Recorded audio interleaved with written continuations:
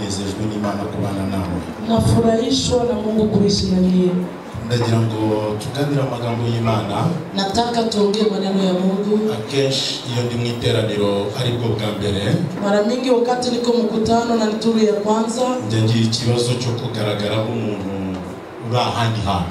Na kuwaka na tatizo ya kuonekana sa mwenye kwingine fasi. Mu buzima bwanjye bwa buri munsi, maisha yangu ya kila siku, ntekereza ko igihe namaze ntavuga nicyo kinini gusumba icyo ndi kuvuga.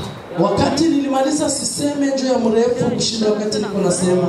Nagize igihe cyari kitanyoroheye. Nilikutana na wakati yenye ilikuwa mgumu kwangu, ariko kinyuramo kubera Imana. Lakini nikaipitia juu ya Mungu. Rero uyu munsi ndagira ngo tuganire. Leo nataka tuongee magambo avuga ngo kugendana n'Imana. Maneno ya kusema kutembea na Mungu. N'inyungu zizanwa no kugendana n'Imana. Na faida ya kutembea na Mungu. Bisegureho. Cyangwa se mbasabe excuse. Pardon wala nijiesikize.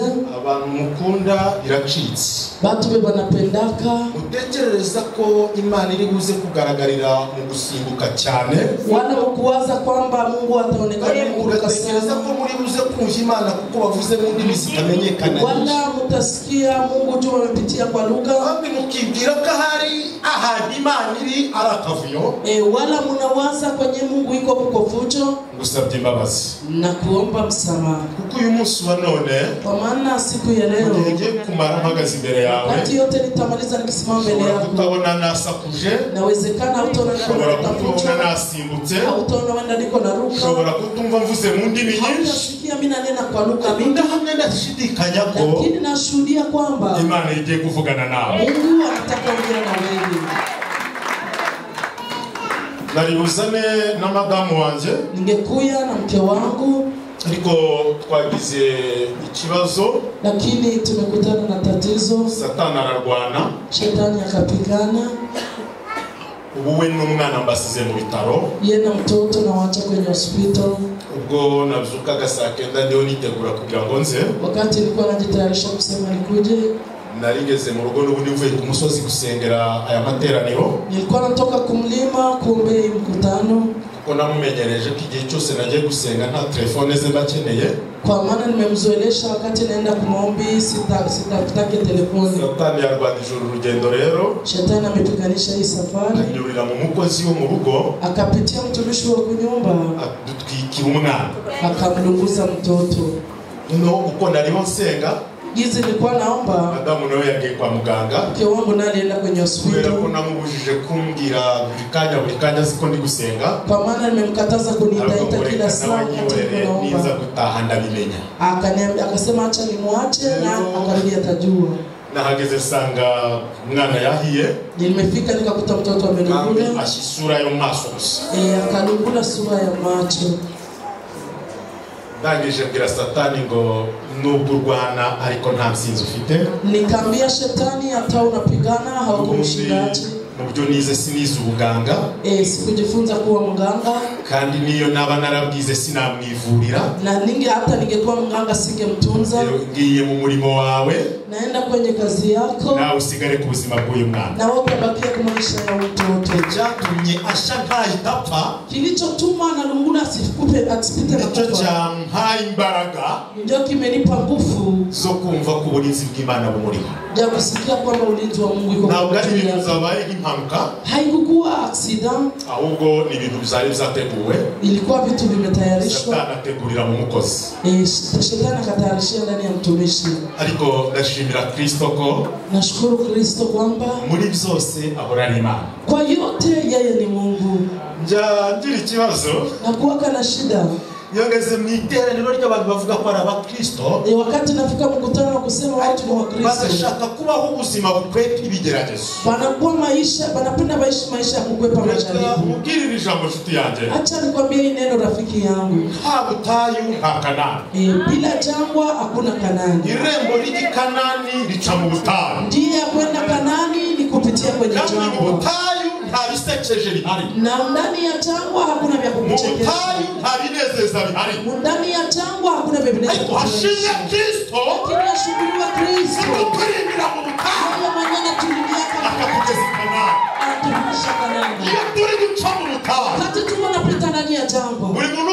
dufata kusha Kila mtu yote anasema kabisa. Yakuri kuchamo mutawa Wakati tuko napita mjango. Watumeze nka tablo mwarimu yandika isoma sha Tunakuanga saa vile tablo mwalimu. Izina ryose bakwitira mu butayu rirakubera Jina yote yenye wanaweza kuitia ndani ya jambo. Ijambo ryose bavuga ko ubuzima bwawe mu butayu Yote kenye wanaweza penda kusema ndani ya jambo. Ndashima Kristo Lakini nashukuru Kristo. Nako gupira mu butayu Yeye mwenyewe alitikaka tukufia ndani ya Nakutangariza ijambo na kutangazia hii. Tindaye ku butayu uri gucamo Sijali jambo. Tindaye mu nzira uri kunyuramo Sijali ndio kuna. Hejuru y'ubwo butayu Juu ya ile jambo. hari amaboko akomeye y'Imana Hejuru y'ubwo butayu hari amaboko akomeye ya Kristo Kubwa ya Kristo. Amen. Amen. Amen. Amen.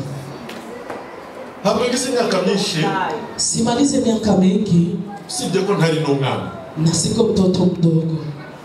mbonye byinshi mu nzu y'Imana Nimeona mengi ndani ya nyumba ya Mungu. mbonye abantu bamara imyaka myinshi mu rusengero ariko batarahura n'agakiza Nimeona watu wanamaliza miaka mingi mbonye abantu baririmba bakitigisa ariko batazi umwuka wera icyo ari cyo Nimeona watu wanatetemeka lakini hawajua roho. mbonye abahanuzi bahanura ariko bataramenya umusaraba icyo ari cyo Niona watu wanatabiri lakini hawajajua bado msalaba ni nini.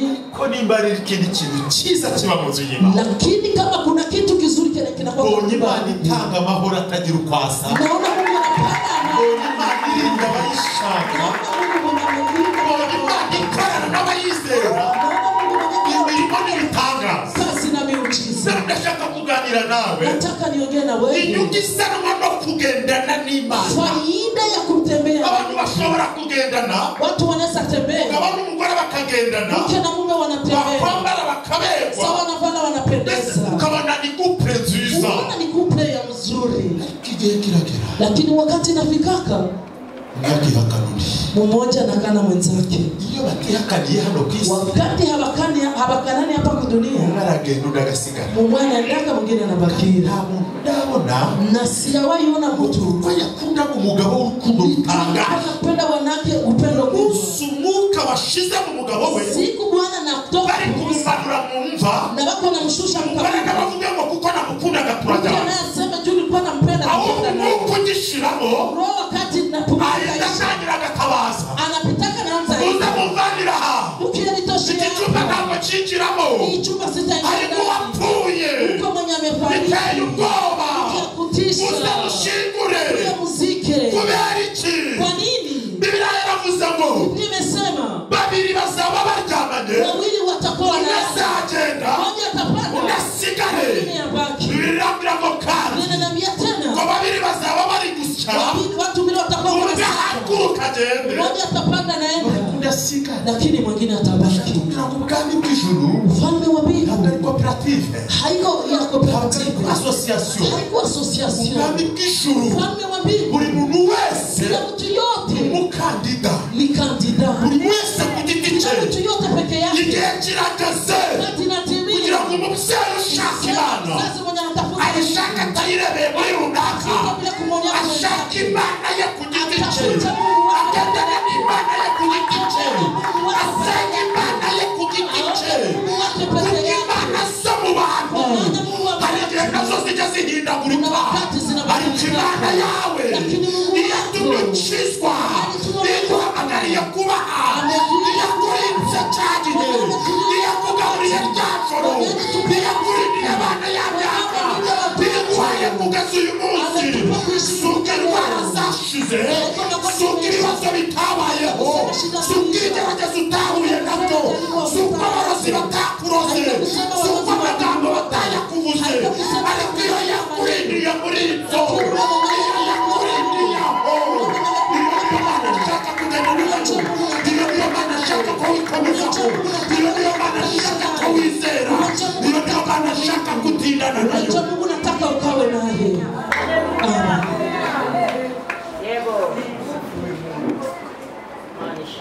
nyemerere Uniruhusu dusome Bibiliya tusome Biblia. turasoma igitabo cya Mika Tutasoma kitabu cha Mika. turasoma ibice byaho ni bitandatu Mika sura 6. hanyuma dusome duhere ku murongo waho wa mbere ndageza ku murongo 8. Tutanzia mstari wa kwanza hadi mstari ya 8. Biravuze ngo iby'Imana ishaka ku bantu bayo. Noneho nimwumve icyo Uwiteka avuga ati, aguruka uburanira imbere y'imisozi n'udusozi twumve ijwi ryawe. Na misozi imwe namwe mfatiro z'isi zitajegajega, nimwumve kuburana ku Uwiteka, kuko Uwiteka afitanye urubanza n'ubwoko bwe kandi azaburana na Israheli. Yewe bwoko bwanjye, nakugize nte? Icyo nakuruhijeho niki ukimpamye? Nakuzamuye nkuvana mu gihugu cya Egiputa, ndakurokora ngukura mu nzu y'uburetwa, nohereza Mose na Aroni na Miriyamu imbere yawe. Yemwe mwa bwoko bwanjye mwe, noneho mwibuke icyo Balaki umwami w'i Mowabu yagambiriye, n'icyo Balamu mwene Beori yamusubije. Mwibuke uhereye i Shitimu ukageza i Gilgali, kugira ngo mumenye ibyo gukiranuka Uwiteka yakoze. Mbese nditwara ku Uwiteka ngapfukamira Imana isumba byose, nyituye iki? Nayitwaraho njyanye ibitambo byotwa n'inyana zimaze umwaka, aho Uwiteka yavuze.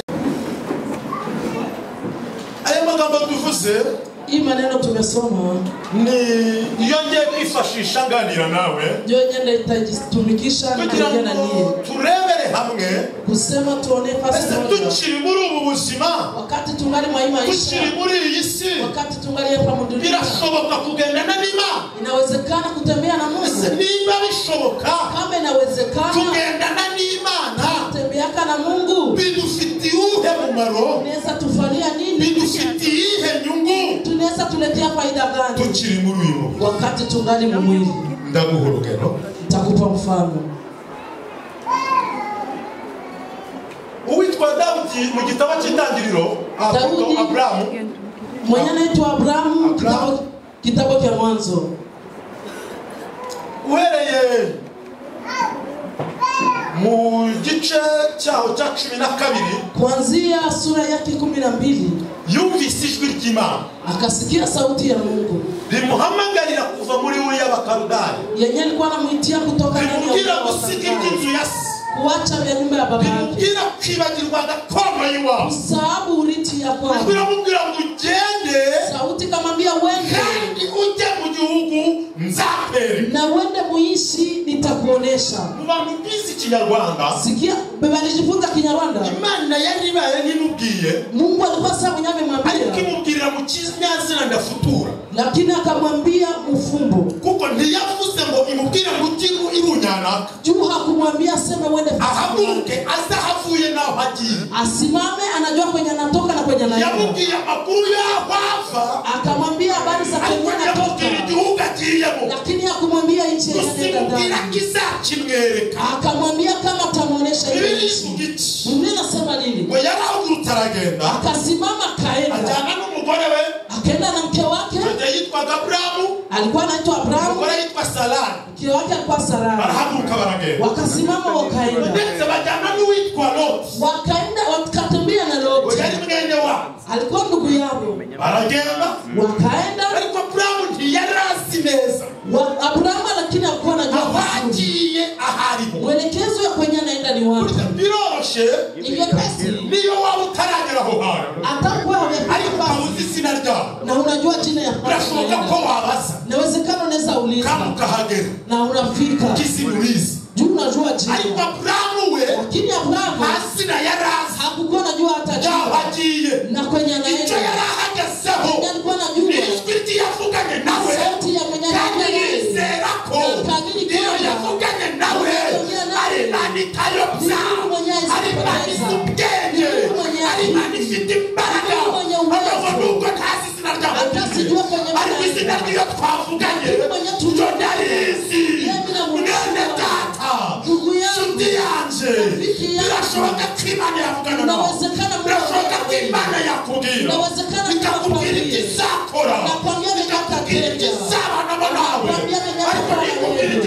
uzabikorera ariko nikubwira inzira izabinyuzamo icyo kwizera ni kimwe izera iyo yavuganye nawe izera iyo yavuganye n'ubu utazi inzira n'ubu utazi isaha n'ubu utazi ukwezi izabisohorezamo ariko niyo kwizerwa ubwo yavuze ubwo yabikubwiye bitinda bitabuke icyo yavuze izagisohoza atatimiza. Amen.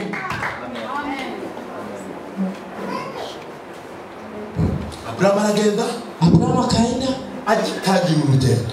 Wakati alianza safari, Imana ikaruka kuvugana nawe. Mungu akarudia kuongea. Haleluya. Amen. Nashimira Imana igivugana n'abantu. Nashukuru Mungu mwenyewe anaongea kana hari igihombo kibaho. Kama kuna kwa kupoteza, nuko usenga Imana itavuga. ni kuomba Mungu mwenyewe asemake. Iyo singayikurikira. Ule siwezi mufuata. Kuko reka mbabwire gatoya. Kwa maana acha niwaambie kidogo. Ijwi ry'Imana mu buzima bw'umuntu. Sauti ya Mungu mu maisha ya mtu ni nka protection. Ni sawa vile protection. Kandi uzacunge neza. Na uchubake mzuri. Imana ivuga mbere yuko winjira mu ntambara. Mungu anasemaka mbele uingie mu vita. Kubera iki? Kwa nini? Biblia inavuga ngo imenye iherezo ry'ikintu. Biblia inasema anajuaka mwisho ya kitu. Itangira ryacyo. Mu mwanzo ya ile kitu. Kirambagizwa ikakubwira kuzubaka urugo rwiza. Wakati walikuwa nakuchumbia Mungu anakuambia kama utakuwa wewe watuzira mwirari ry'umubiri. Pardon? Wowe wabizunjira mwirari ry'umubiri. Sasa unajisikia mtamaa kimwili. Ukagira ngo urugo rwiza n'amamodoka ijana mu rupangu. Unawaza nyumba nzuri ni magari. Ukagira ngo umugabo mwisi Imana iri kuvuga. Unawaza bwana mzuri ni wa metero 3. Ni bwana wa mrefu sana. Ukagira ngo igitangaza wowe ushaka. Unawaza muujiza wako unatafuta. Wanye nirari wariki. Inafanana na vile roho yako inataka. Nyamara urugo rwiza Imana ivuga. Nyumba mzuri yenyewe Mungu anakuwa kiko nasema. Kwaje kugira ngo rusohore. Sasa nataka timia. Ukabona bitandukanye n'irari ryawe. Unaona biko tofauti sana na vile ulikuwa na wazi. Usimavu. Unajua ni kwa nini? Ntabwo Kristo yabambwe. Kristo hakusulubiwa kugira ngo yuzuze irari ry'abatuye kusema atimize tamaa ya baba yake. Kristo yabambwe. Kristo hakusulubiwa kugira ngo abatuye isi babone ibyo bakeneye byose. Kusema baba yako dunia bapate wanataka vyote. Biblia ivuga. Sikia kwenye Biblia inasema ko Kristo yemeye gupfa. Kristo akata alikubali kwemera kwitanga ku musaraba. Akakubali kujitoa msalaba. Yalikoze kugira ngo alifanya kusema abari mu isi bakizwe nawe. Baba yako dunia baokolewe naye. Yohana 3:17. Yohana 3:17. Abari mu isi bakizwe nawe. Kusema baba yako dunia baokolewe naye. Kristo. Kifo cha Kristo. Habari ingano y'umuceri bifuza. Haiko mchere yuko na Kristo. Kifo cha Kristo. Habari ingano y'imodoka nziza ushaka. Haiko valeri ya gani kuwa Kristo. Kuwa Kristo. Tibishingiye ku butunzi bw'umuntu. Haifuatilia na kuwa Kristo. Kuwa Kristo. Tibishingiye ku mashuri wize. Haipanga na masomo. Kuwa Kristo. Tibishingiye mu muryango uvukamo. Ahubwo kuwa Kristo. Tibishingiye ku bintu bibiri. Kumva ijambo ry'Imana. No kwizerera Imana muri iryo jambo. Amini Mungu. Ukemera guhindurwa naryo. Unakubali kubadilishwa na neno. Haleluya. Amen.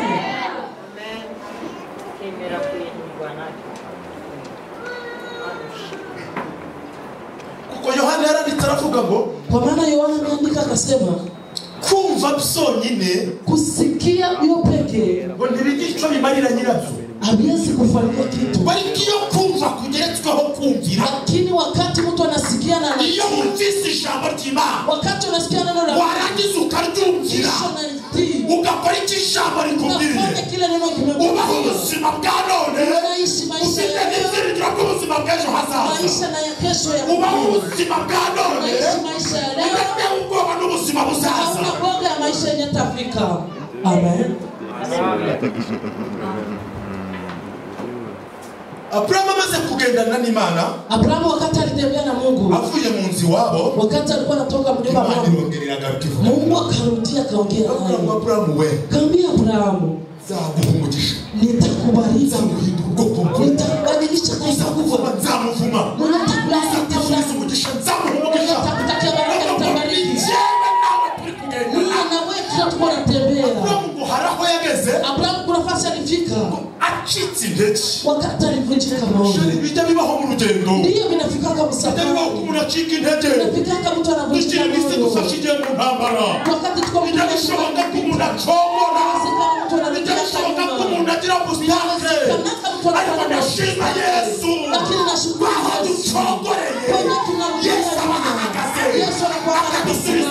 imbaraga nashimira Imana wawe tunaniriwe Yesu arahagazaho Yesu anakwaka anapasimama kusema turudishie zingine nguvu.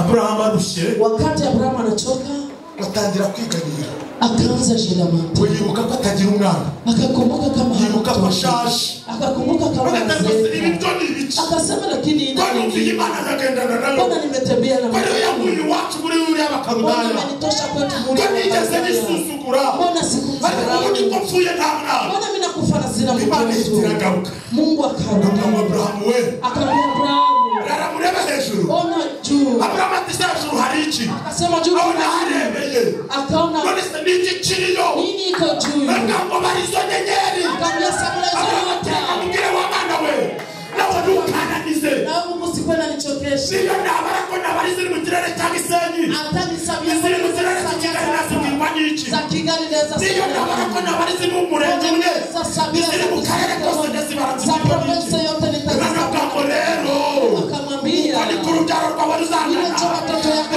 nyenyeri utabasha kubara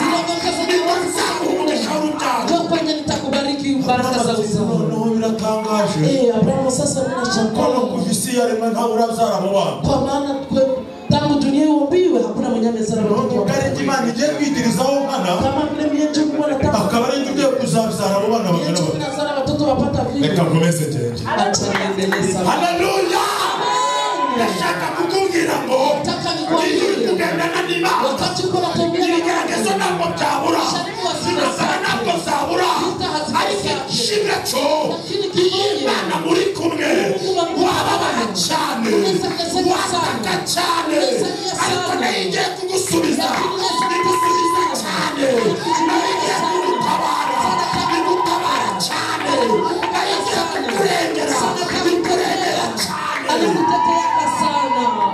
Amen. Amen. Amen. Amen. Amen.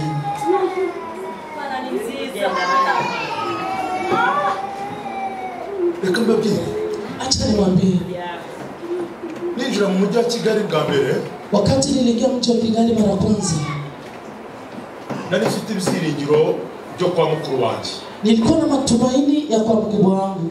Ntabwo ngo byanga byakunda mukuru wanjye arashumbike Nikasema mkubwa wangu atanipa nafasi ya kuishi. na namuhamagaye twavugana Nilikuwa nimemuita tumeongea.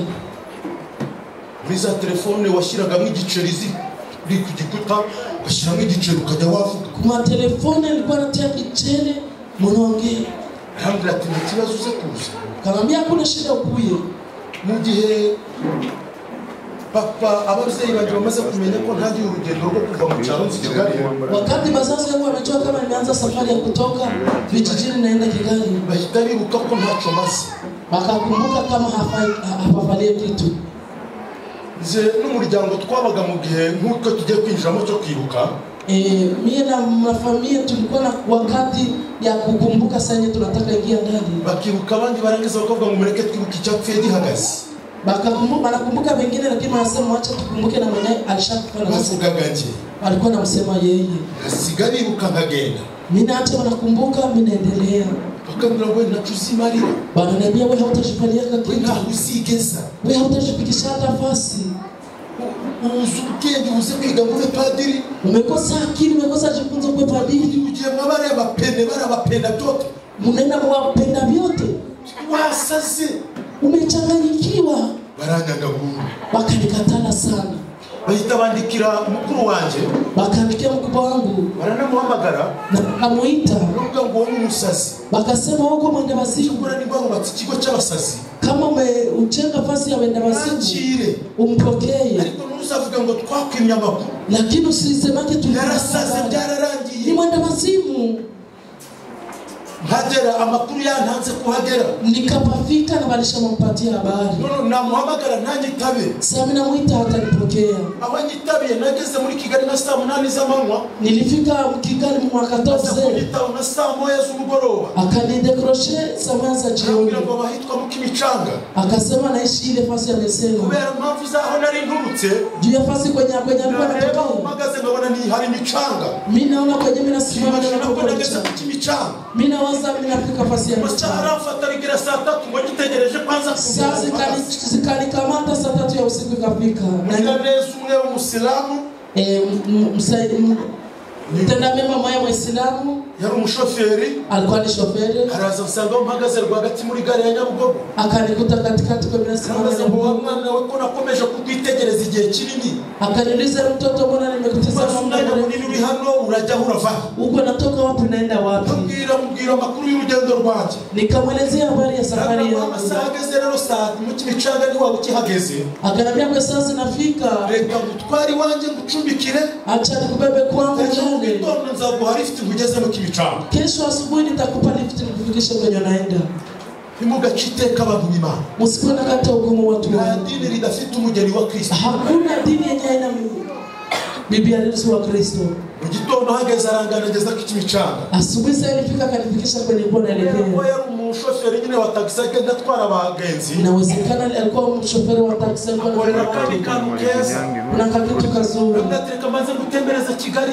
akaniambia acha nikuzungushe Kigali abajyanye abagenzi umwanya wanje nyumagurishwaga nari nkomeje kwicara rwahambiye bisi bonyana baba bantu na mimi ananibeba akambira ngo hano hitwa gutya ananiambia hapa kunaitwa hivi agashyiramo abandi tukagera bagaje ati hitwa gutya anatia mambo mengine anasema hapa kunaitwa shanga saa 6 zuzuye akanifikisha ile fasi kwa nenda 12 registre isindi saa 6 z'ijoro ingine saa 6 ya jioni mukuru wanjye aranyirukana mkubwa wangu akanifukuza kandi koko nari nkoze iby'ubusasi kweli nilikuwa nafanya vitu ya kweli nari twa mubwiye ko nasaze sikuwa najua kama nimemwambia kama niko mwenda wazimu umugore babyaranye karindwi mke babanazana mara 7 icyo gihe barateretanaga ile wakati walikuwa natongozana ntabwo nari nzi ko abanyamugi ngo bateretana baryamana sikuwa najua kama natongozana wakilalana iyo mu cyaro yanaishi vijijini gahunda z'umugi sijua vitu ya vile niko bwa mbere mpagaze yangu ya kwanza kupafika se data wanjye na nyina mama wanjye baratashe bavuye mu kazi kabo babangu kakangu na mkubwa wangu banaruti tuzi ko yazanye umugore hatujue kama ameoa kwambona umukobwa ati ageza naona pia amefika agakiza k'ubwana cyangwa agakiza katarakuba okovu ya mtoto iyo utabaye hafi n'umubyeyi wakati ya ukaribia uzazi kiroho hari igihe kagukoresha amakosa menshi kuna wakati na kufanyiza shaka makosa mengi agakiza kakiri gato muri nje wakati okovu yenyengalia kidogo ndani mwangu kangoresheje ikosa rikomeye ikanifanyisha kosa kubwa umukobwa uko agiye mu cyumba binti giza alikuwa anaenda mu cyumba bose nawe agiye muri dushe bose anaenda mu dushe wibuka ko bamubwiye ko nasaze jua mwambia kama niko mwenda wazimu ijwi ritangira kunyongorera mu mutima sauti kanza naambia muroho kandi bagiye gusambana hivi wale si wanaenda fanya bose turabura mu mufatanyacyaha na wasi tutakuwa na basamba nubireba kandi uri umukirisitu bazini na uko naona kweli na uko uzihanira he hivi si utatengeneza ariko wapi mbere tugera muri Kigali na tuli ya kwanza unafika utagira Kigali ufatanyacyaha uanze tu kwa naonelelea tu penye mambo unafanya mabaya ndasohoka nikatoka nje fata raklete nkura mu muhini nikakamata raklete nikatosha nishira mu cyumba nikaingia mu chumba kwisi umukobwa iboni ya mbere kwisi ya kabiri nikampiga fimbo ya kwanza kari muri roki nikaambia hapa haiko mu sohoka wandaya abaditukuze toka nje we baranga kuko tukushukwe mukubita asohoka yibagirwa isakoshi figi zilikuwa nampiga akatoka kasafisha koshi aragenda akakimbia kaenda iwabo hari aho hafi haruguru y'umuhanda kwabo ilikuwa karibu juu ya barabara iwabo isakoshi na telefone abitayaho akaenda kwabo sakoshi na telefoni akabitupa pale telefone bitaga ngo ni Lexon alikuwa na telefoni wanaita Lexon agezeyo boss afiye muri dushe alipofika bosi amekabura akatafuta pia akagira ngo hari wenda sharagiye kugura kantu kuri botike akawaza sherehe ndauza kakitu bibaye saa 6 zuzuye sasa ilifika saa 6 kuenea agafata kandi ga telefone kiwabo ule pia akakamata ahamagara boss akaita boss amubwira ngo wabuze ukunyanga ulikosa kizi ya kulikamata mpamagariza murumuna wawe ukanitia mdogo wako ubona kubise unajua pipo amenipiga mboreye unajua wenyewe nitendee turekane neza tuachane mzuri. Kuongera kuheza bamubita. Usiongezake tukutumia wakati. Yibuka ko bamubwiye ko nasaze. Bosi akakumbuka kama niko mwenda wazimu. Nariryamye. Kwenye nilikuwa nalala. Azana ikidomora cy'amazi. Akaleta na begeti ya maji. Azukaho. Akanimwagia. Akamwambia ko wasaze. Akasema waniambia kwa barakubeshera. Akawaza uko na damu. None kuko warasaze. Kumbe kwenu umekuwa mwenda wazimu. Soka napo hanari mwicunga wasaze. Hapa haiko fasi ya mwenda wazimu. Ese gusohoka. Sasa toka. Ahamagara abantu bose mu gupanga. Akaita watu wote mu gupanga. Hanze ndikumva umujura. Aseme nje niko nasikia wizi. Wese ubyukanye inkoni ubyukanye fimbo. Monyani na kuka na fimbo. Rakerete ubyukanye iki. Baje gukora umujura. Barakia fika mwizi. Ndibuka ubwo nikakimbia hagira ubuzima bwo kurara aho bwishegese. Nikaanza maisha kwa nalala kwenye mimi nafika. Najya gusubira mu cyaro Imana ati nijya wakuzanye Kigali. Sana tarudia kijijini Bwana amesema na ucho mariki. Utarudia kule kufanya. Na kibukigo nasize nabyo. Sana nakumbuka mimi nilipoacha nasi. Basa gusubira. Ninasema iko fasi ya kurudia. Kandi urugendo rwo gushaka Imana. Nikaanza safari ya kutafuta nigikomere. Nikamtafuta na kidogo. Utagira homba. Kidonda kutokuwa kwenye na kutokuwa kwenye ndaishi. Katwihuti. Twende haraka. Muri ubwo busima mwile maisha inzara yarandiye jale kaniluma kugira kwa marume nikakimbilia kwa mimba yangu ndese kwa marume kati nilifika kwa mjomba muzama kaja yanga kwemera ko uwari marume mzama anakuwa nakatala ule kama ni mjomba wangu mimi sinari maze hanze juu ya siku nilikuwa namaliza nchi sikule hakaraba muko bikiye yareba ngo ndikwiyitirira bosi Samina anaona ninakuwa uri mayibobo anasema wako mayibobo unataka kutwiba unataka tuiba kisa mahirwe kwa neema modoka itwara ibicuruzwa iza gupakira gari yenyewe ilikuwa nabeba vitu najya nishirana nayo guco mu na mimi nikaingia na vile mlupango bosi abyutaje kureba ibipakiwe bosi sali la asanga mpango akakuta mlupango yake abakozi ngiri ya mwagaza ari gute akasema ule alifika pale ngo ni yakiti kiraro nikawaza ni Kifugwa rigeze. Sikuwa najua kama Mungu alikuwa mie. Umukozi warera ku mwana. Tumishi mwana alikuwa analea mtoto. Nari mutumye igikombe ngo amazi. Nilikuwa nimemtuma kopi ya kukunywa maji. Akaze mu muryango asanga shabuja hagazemo. Sana fika mulango akakuta bosi yiganye. Ile kopo na ibeba wapi? Muri yamuntu atubwiye kuri nyirarume. Ule ametuambia ni kama kusaba amazi yo kunywa. Na ametuomba maji ya kunywa. Akamusubizayo. Akaambia rudisha. Ikisagira nisindi. Ni mwana inachaka. Kama simezi wala mama takaribe.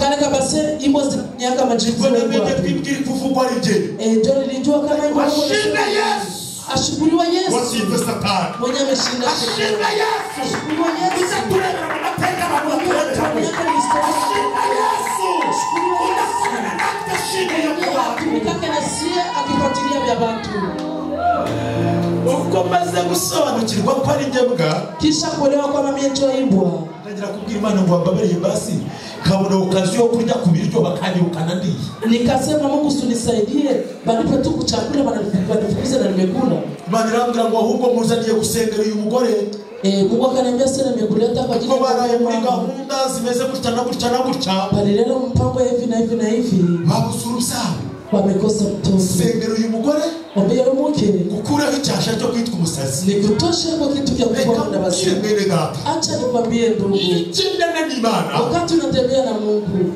Imana ifite inzira nyinshi Mungu anakuwa na njia mingi yubahishiriza mu buzima niyo wamugaragara n'isuzugurwa atakuonekana niyo wamugaragara nabi atakuonekana mu maso y'abantu ariko mu maso y'Imana niyo ugaragara neza mu maso y'abantu cyuga abantu babona ko natumaze babona ko natuzimarira n'umuntu basubiza ubabwire ngo n'ubundi ku bwanjye ntacyo nakwimarira ariko kuko ugendana n'Imana Imana tugendana n'izakimarira iby'abantu batakumarira Imana izakikumarira abatakugeza Imana izakugeza iby'abantu bataguha Imana irabikurikiye bakomeze ugendane nayo kuendelea kutembea na Mungu.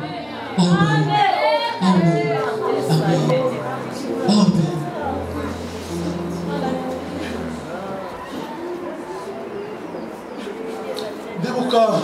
Nakumbuka umukwe w'umushumba mukwe ya mchungaji ari nawe wagize connection kugira ngo menyane n'iri torero na nje alikuwa na connection kusema tujuane na kanisa hari ubuzima twigeze kunyuranamo twese turabayaya.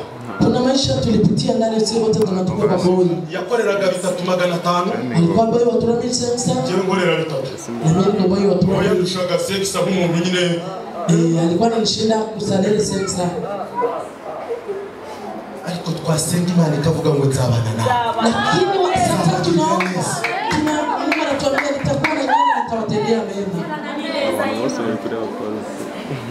Noneho nibwo nasengeye wa mudamu. Ndio wakati niliombea ule mama asohoka yambaye penwa akatoka na vara penwa kureba umuntu wateshe akavuye mu rupangu anakiona mwenye analeta biashara musengera musengera umusazi akamwombea sana kuko ntari bukwemerere muombea sana mwenye ko napenda basi hata fika magoti ntabashaka hapendi hanuko kandi kugaragara nagize uko unaonekana wakwemera nk'umuntu usenga haizi kuitika sana ariko kimubona lakini sio tamuona simukira umufate umkamate umusengere ku ngufu umwombee kwa kingufu ndio vile vilikuwa akihagara mu muryango sasa simama mlango musimukira mufata mu maboko kia nikamkamata kagira kumusengera mufasha nikaanza mwombea nikimfanya sasa nilikuwa naomba mugabari baratuka abakozi bwana yuko na chapa basi telefone zile mamagare polisi telefone kwa umusaza afata umugore mu maso lazima nikamatia bibi akiri muri ibyo angali mwa vile kumva nanjye kubabwira ibyo baraye sikia naanza ambia bibi nanjye kubabwira ikibazo cy'uruda Tanzania nikaanza kubabwira gushaka telefone mamagare polisi nilikuwa natafuta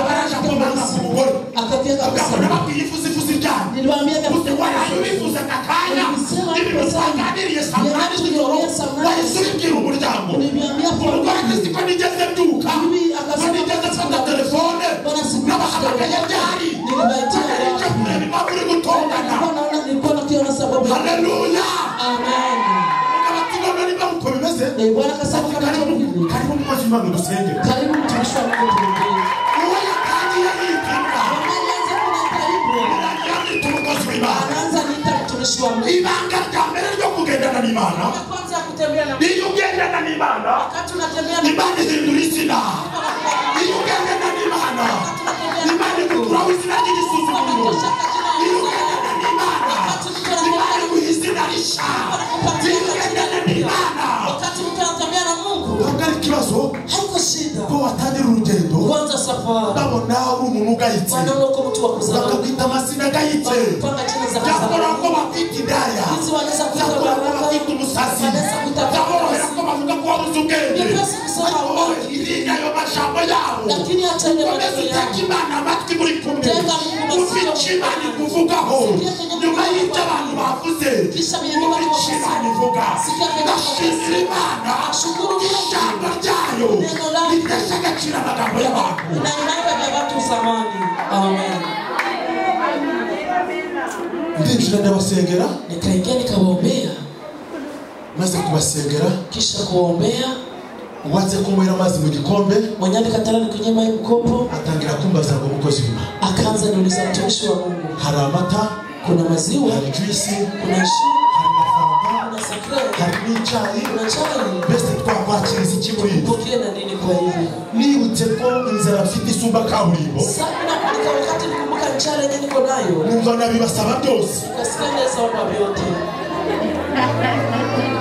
muri amahitamo nikakosa shwa ntabwo ngo mu bico mushaka nikasema mlipeke mnapenda umva inzara nilikuwa nasikia nzayikoresha amakosa njala inaweza tu Imana mnafanya irinde ubuzima bwawe inzara Mungu alinde maisha yako nzayikoresha amakosa njala inaweza tu mnafanya makosa amen Yo. nanyweye nikakunya ariko Imana irambwira ngo hasaho kubataha cyo nari kuzana kirarangiye Mungu akanambia hii haiko nafasi ya kuishi wende kenye nilikuwa nimekuletea kimaisha ndataha ariko ntaho ngira ndarudia wapi kwa nafasi ya subiye kuishi mu muhanda narudia barabara